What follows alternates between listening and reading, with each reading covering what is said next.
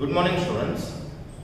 આપણે જૈવિક ઉદ્વિકાસ જે છે એટલે કે બાયોલોજિકલ ઇવોલ્યુશન, આ બાયોલોજિકલ ઇવોલ્યુશનનો અભ્યાસ કરતા હતા.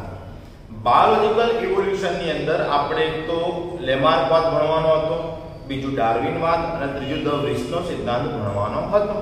જેમાંથી આપણે લેમાર્કવાદ મતલબ કે લેમાર્કનો ઉપાર્જિત લક્ષણોના વારસાનો સિદ્ધાંત ભણી ગયા. કેટલા મુદ્દાઓમાં લેમાર્ક જે છે સાચા હતા, કેટલાક મુદ્દાઓમાં એમની મર્યાદા કે ભૂલ રહી ગઈ હતી, એ પણ આપણે જોયું. હવે આજે આપણે નૈસર્ગિક પસંદગીનો સિદ્ધાંત સમજવાનો છે. સિદ્ધાંતનું નામ છે નૈસર્ગિક પસંદગીનો સિદ્ધાંત. ઓકે, હવે આ જે નૈસર્ગિક પસંદગીનો સિદ્ધાંત છે, આ નૈસર્ગિક પસંદગીનો સિદ્ધાંત આપણને કોણે સમજાવ્યો? તો નૈસર્ગિક પસંદગી જે છે એનો સિદ્ધાંત આપણને ડાર્વિન દ્વારા સમજાવવામાં આવ્યો. ચાર્લ્સ ડાર્વિન દ્વારા આ સિદ્ધાંત જે છે તે આપણને સમજાવવામાં આવ્યો.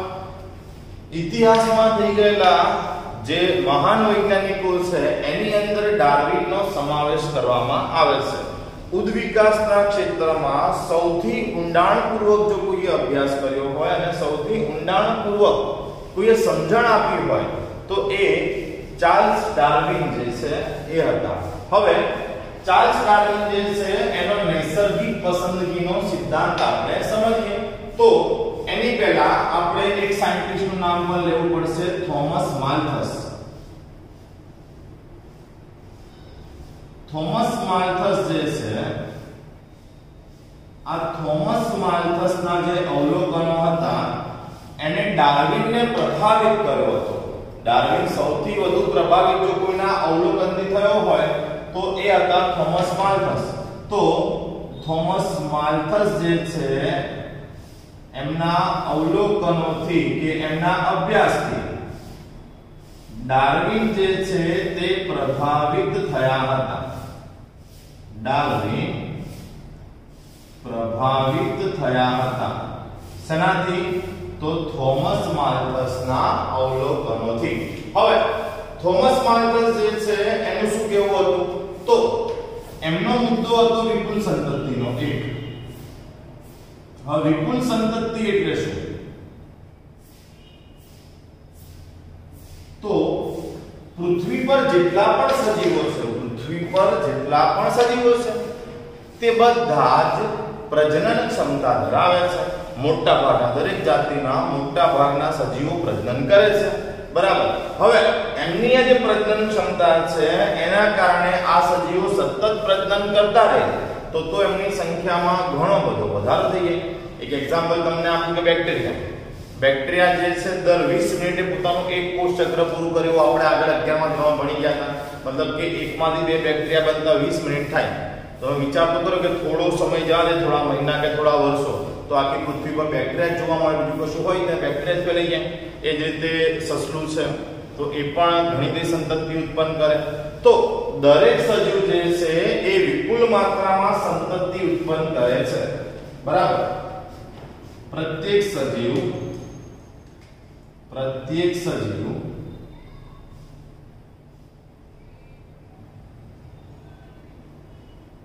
પ્રજનન ક્ષમતા ધરાવે છે. પ્રત્યેક સજીવ પ્રજનન ક્ષમતા ધરાવે છે અને વિપુલ સંતતિ ઉત્પન્ન કરે છે. વિપુલ માત્રામાં સજીવો જે છે તેઓ સંતતિ ઉત્પન્ન કરે છે. તેમ છતાં સજીવોની સંખ્યામાં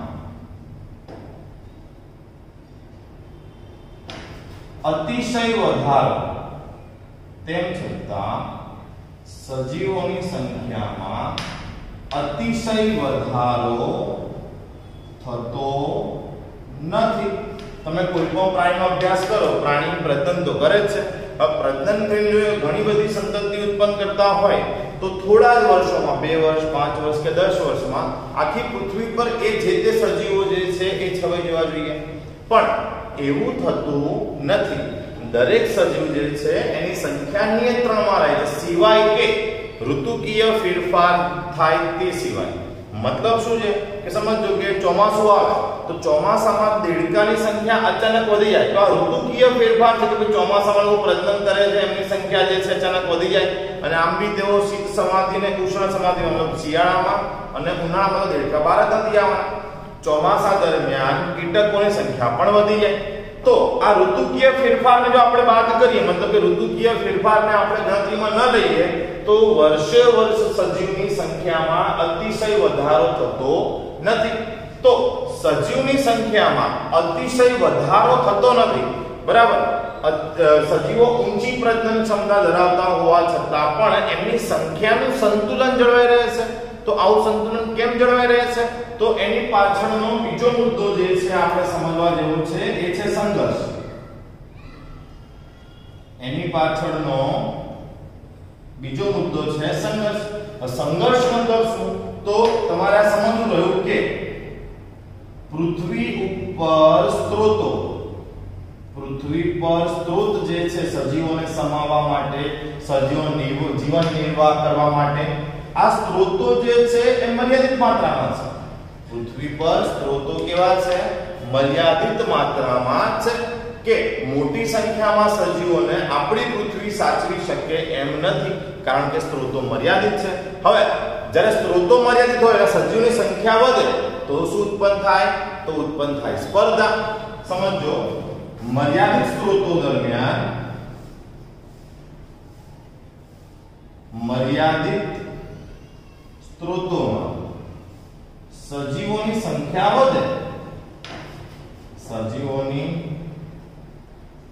સંખ્યા વધે તો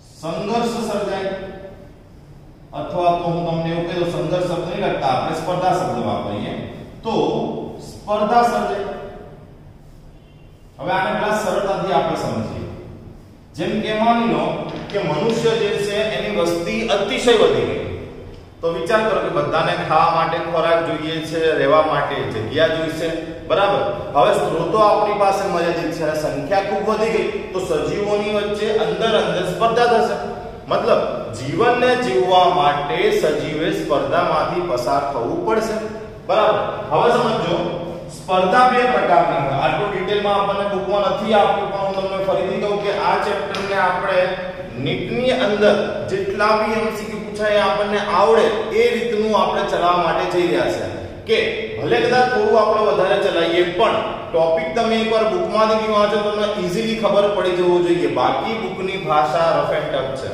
કે બુકની અંદર શરૂઆતનો પોઈન્ટ કદાચ લાસ્ટમાં આવશે લાસ્ટનો પોઈન્ટ શરૂઆતમાં આવશે એ રીતે અસ્તવ્યસ્ત ગોઠવણી છે તો એને આપણે ક્યાંક ગોઠવવાનો પ્રયત્ન કરી રહ્યા છીએ હવે જુઓ સજીવોની સંખ્યા વધી તો સામે સ્પર્ધા સર્જાય સ્પર્ધા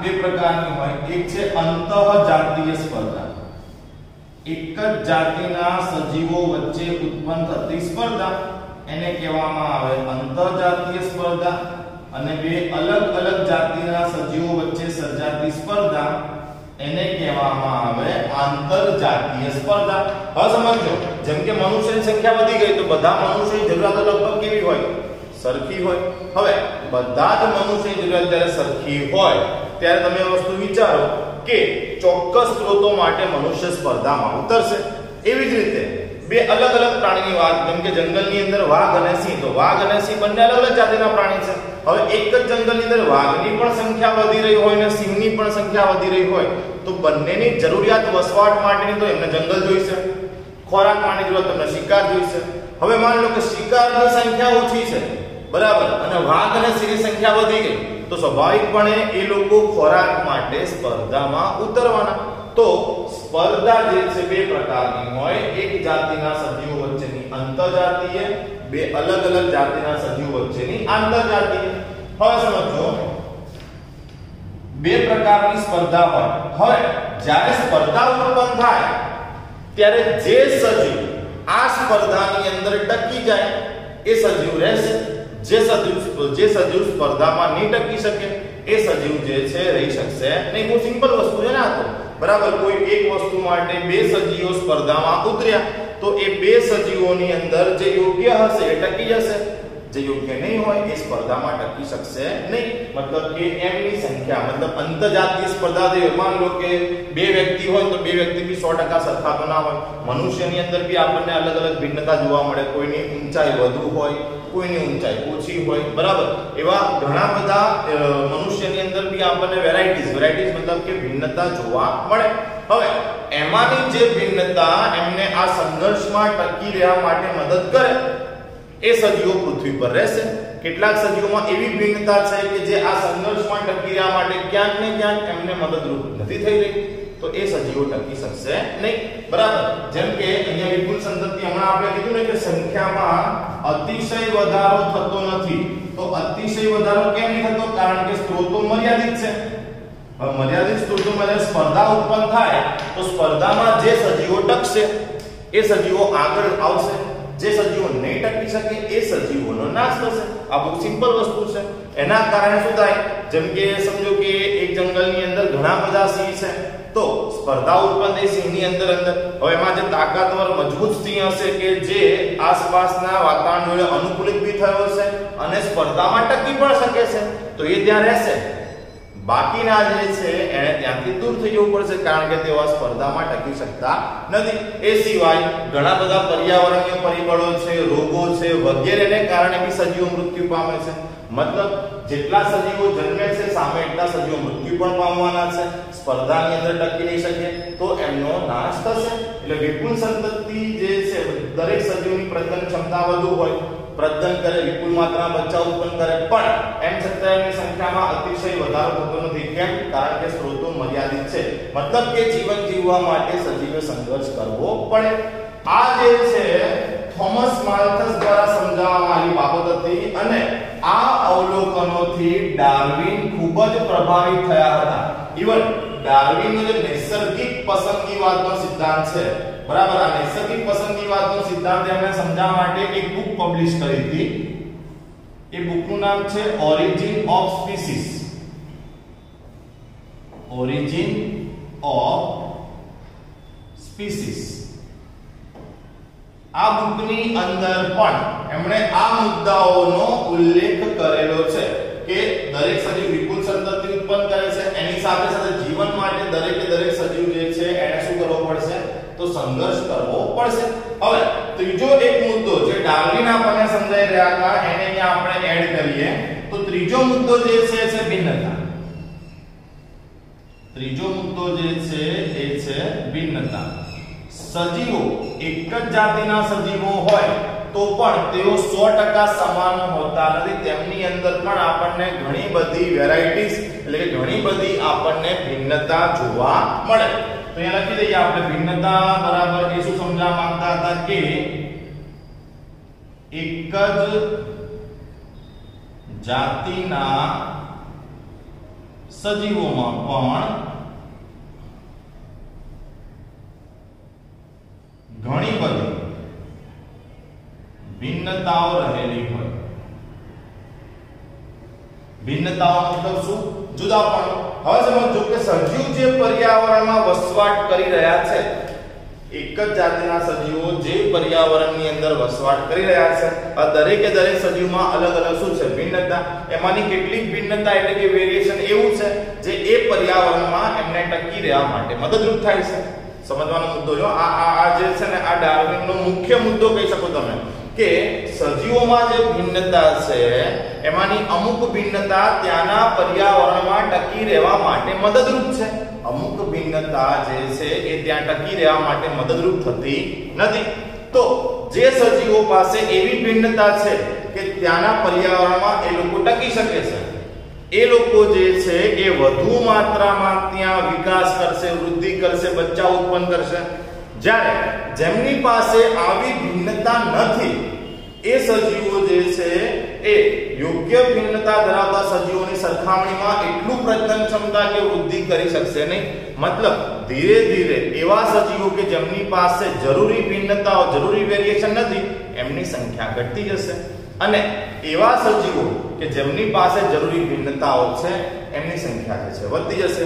આને આપણે સમજીએ જેમ કે એક જાતિના સજીવો, આ એક જાતિના સજીવો, બરાબર. હવે આ સજીવોની અંદર બે પ્રકારની ભિન્નતા છે. એક ભિન્નતા એવી છે જે ત્યાંના પર્યાવરણમાં ટકી રહેવા માટે ઉપયોગી છે, જ્યારે બીજી ભિન્નતા એવી છે સજીવોમાં કે એ ત્યાંના પર્યાવરણમાં ટકી રહેવા માટે ઉપયોગી નથી. તો સજીવો બે પ્રકારની વેરાયટીઝ ધરાવે છે. હવે જે સજીવોમાં આ પ્રકારની વેરાયટી છે એ સજીવો તો સ્વાભાવિકપણે આરામથી ત્યાં વૃદ્ધિ કરવાના, અંદર પ્રજનન કરવાના, એમના પણ બાળકો આવશે. સ્વાભાવિકપણે આમની પાસે જે ભિન્નતા હતી, તો ફાયદાકારક છે. અને એ ભિન્નતા શેમાં હોય? તો જેનેટિક મટીરીયલ છે, શરીરની અંદર હોય. મતલબ કે આમના દ્વારા એમના બાળકોને વારસા મળે, એમની વચ્ચે પ્રજનન કરાઈએ તો એમના બાળકોને પણ વારસા મળે. એ ટૂંકમાં આ પ્રકારની ભિન્નતા ધરાવતા સજીવો જે છે એમની સંખ્યા ક્રમશઃ શું થવાની? તો વધવાની. અહીંયા શું થઈ રહ્યું છે કે આ ભિન્નતા જે છે એ ઉપયોગી નથી, એટલે આ સજીવો જે છે એમને સ્પર્ધામાં ઉતરવું પડશે અને સ્પર્ધામાં આમની સામે આ સજીવો ટકી શકવાના નથી, એટલે આમની સંખ્યામાં ક્રમશઃ ઘટાડો થશે, આમની સંખ્યામાં ક્રમશઃ વધારો થશે. એમના જનીન જે ફાયદાકારક જનીન છે એ આગળની પેઢીમાં આવશે, ત્યાંથી આગળની પેઢીમાં આવશે. મતલબ કે આ લોકો સરળતાથી અહીંયા વિકાસ કરી શકશે. તો આને કહેવામાં આવે નૈસર્ગિક પસંદગી. આને કહેવામાં આવે નૈસર્ગિક પસંદગી. નૈસર્ગિક પસંદગી મતલબ કે કુદરતની અંદર એવા જ સજીવો ટકી શકે છે કે જેમની પાસે એવા લક્ષણ કે એવા અનુકૂલન હોય જે ત્યાંના પર્યાવરણમાં ટકી રહેવા માટે એમને મદદરૂપ થતા હોય. એ સજીવો ત્યાં ટકી શકે અને ત્યાંના પર્યાવરણના ફેરફારો સામે ટકી રહેવા માટે જરૂરી અનુકૂલન કે જરૂરી ભિન્નતા ન હોય એ સજીવોની સંખ્યા જે છે એ ધીરે ધીરે ઘટતી જાય અને એ સજીવો જે છે એ પૃથ્વી પરથી શું થાય? તો ધીરે ધીરે કરતા પછી નાશ પામશે. ઓકે, તો આ જે છે આ મુદ્દાને કહેવામાં આવે નૈસર્ગિક પસંદગી, કે જે ચાર્લ્સ ડાર્વિન જે છે એમના સિદ્ધાંતનો સૌથી અગત્યનો મુદ્દો છે. સૌથી અગત્યનો મુદ્દો શું હતો?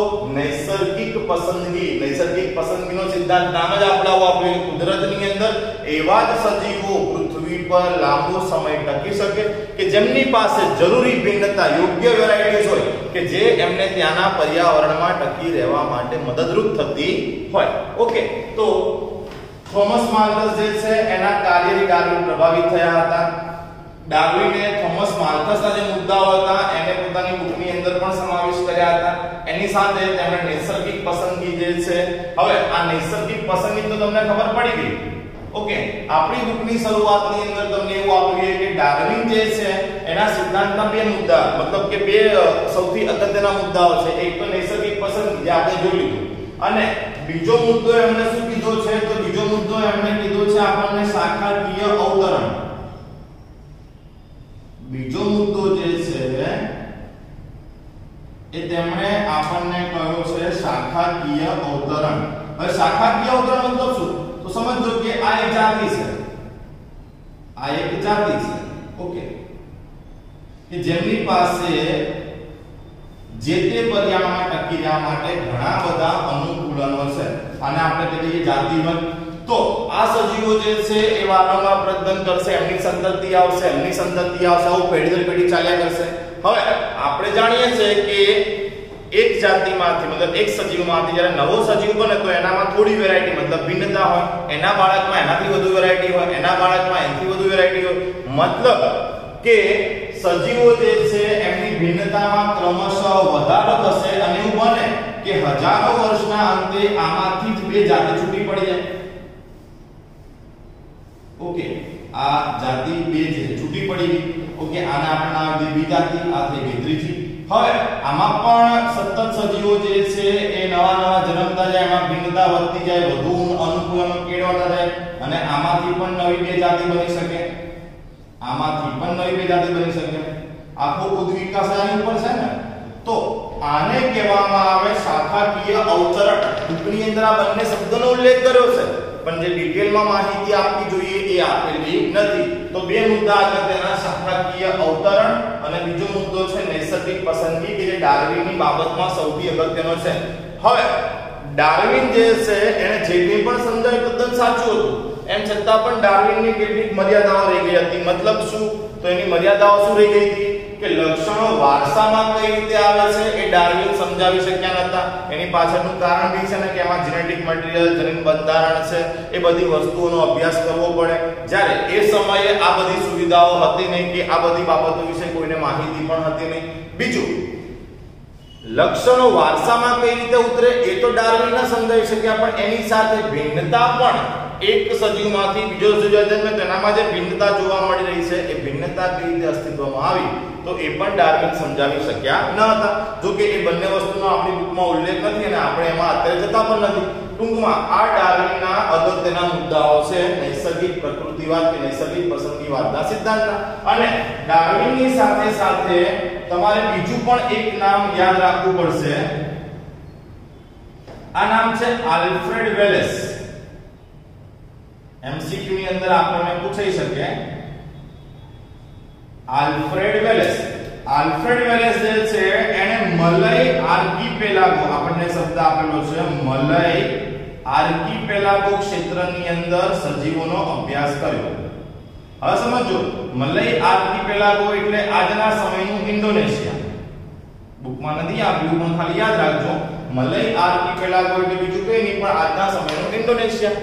અને આમણે એટલે કે આલ્ફ્રેડ વેલેસ જે અભ્યાસ કર્યા એ અભ્યાસ ડાર્વિનના લગભગ સમાંતર હતા. મતલબ કે ડાર્વિનની કહેવાની બાબતો અને આલ્ફ્રેડ વેલેસ જે છે એમની કહેવાની બાબતો બંને એક સરખી જ હતી. ઓકે, એટલે ક્યાંક આપણને એમસીક્યુ માં પૂછાય કે ભાઈ મલય આર્કિપેલાગો ટાપુ ઉપર સજીવનો અભ્યાસ કોણે કર્યો? તો આલ્ફ્રેડ વેલેસે કર્યો. આલ્ફ્રેડ વેલેસના જે અવલોકનો હતા એ કોને સમાંતર હતા? તો એ ડાર્વિનને જ સમાંતર હતા. બરાબર. તો અહીંયા આ ડાર્વિનનો નૈસર્ગિક પસંદગીવાદનો સિદ્ધાંત જે છે એ આપણો પૂરો થયો. ડાર્વિન ટૂંકમાં આપણને એવું જ કહેવા માંગે છે કે જે સજીવો યોગ્ય અનુકૂલનો અને યોગ્ય ભિન્નતાઓ ધરાવતા હોય કે જે એમને ત્યાંના પર્યાવરણમાં જીવવા માટે મદદરૂપ હોય એ સજીવો પ્રજનન કરે, સંતતિ ઉત્પન્ન કરે અને એમના પણ સંતતિ એટલે કે એમના પણ બાળકો આગળ જઈને પ્રજનન કરે, સંતતિ ઉત્પન્ન કરે. આમ કરતા કરતા પર્યાવરણમાં એ સજીવો જે છે એ વૃદ્ધિ વિકાસ પામે. પણ જેમની પાસે જરૂરી ભિન્નતાઓ કે જરૂરી અવલોકનો ન હોય એ સજીવો ત્યાં પર્યાવરણમાં ટકી ન શકે. ત્યાં એ લોકો જે કહેવાય ને કે જે પ્રમાણે જરૂરી વૃદ્ધિ વિકાસ કરવો હોય એ કરી શકે નહીં. આના માટે બહુ એક સરસ શબ્દ પણ વપરાય છે, યોગ્યતમની ચિરંજીવિતા. આના માટે ખૂબ જાણીતો શબ્દ છે યોગ્યતમની ચિરંજીવિતા અથવા તો survival of the fittest. Survival of the fittest મતલબ શું? કે જે સૌથી ફિટ છે, ત્યાંના પર્યાવરણમાં રહેવા માટે સૌથી અનુકૂળ છે એ ત્યાં ટકી શકે. જે યોગ્ય છે એ ચિરંજીવી છે.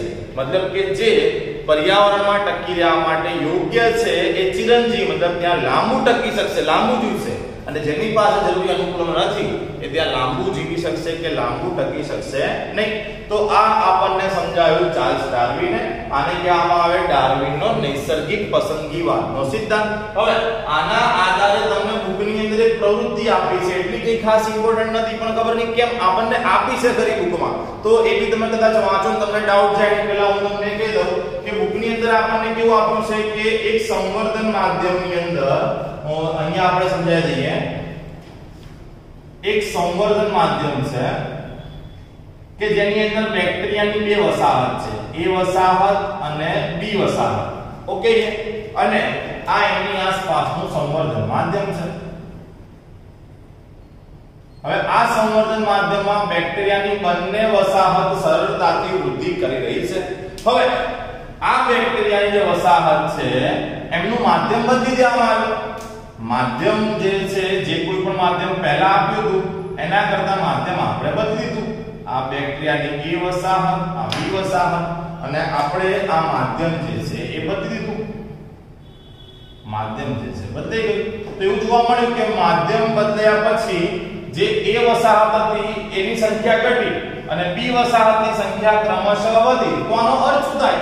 આનો અર્થ એ થાય કે જે B વસાહતના બેક્ટેરિયા છે એમને નવા સંવર્ધન માધ્યમની અંદર ટકી રહેવા માટેનું અનુકૂલન ધરાવે છે.